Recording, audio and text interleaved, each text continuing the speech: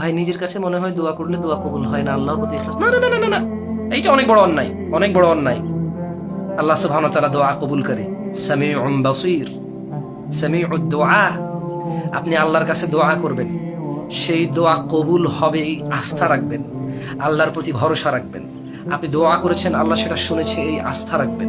আপনার দোয়া আল্লাহ কবুল করবেন, এই আস্থা রাখবেন। আপনি যা চেয়েছেন হয় তা পাবেন, না হয় তার কিছু কম পাবেন, না হয় এর বিনিময়ে অন্য কিছু পাবেন, না হয় এর বদলে একটা মুসিবত আপনার আশ্রয় হয়ে যাবে ইনশাআল্লাহ, না হয় একটা বড় মুসিবত ছোট হয়ে যাবে, না হয় ইয়াউমুল কিয়ামাতে আপনার যখন জান্নাতে যাওয়ার জন্য নেকির প্রয়োজন, এই দোয়াটা কাজে আসবে। আপনি যখন জান্নাতে প্রবেশ করবেন, উচ্চ মর্যাদার প্রয়োজন, আল্লাহ এই দোয়াটাকে নিয়ে এসে উচ্চ মর্যাদা দেবে। দোয়া করবেন আল্লাহর কাছে, চাইবেন মন ভরে, হাঁটতে উঠতে বসতে ঘুমাতে খেতে দোয়া করার জন্য ওযু থাকা জরুরি না।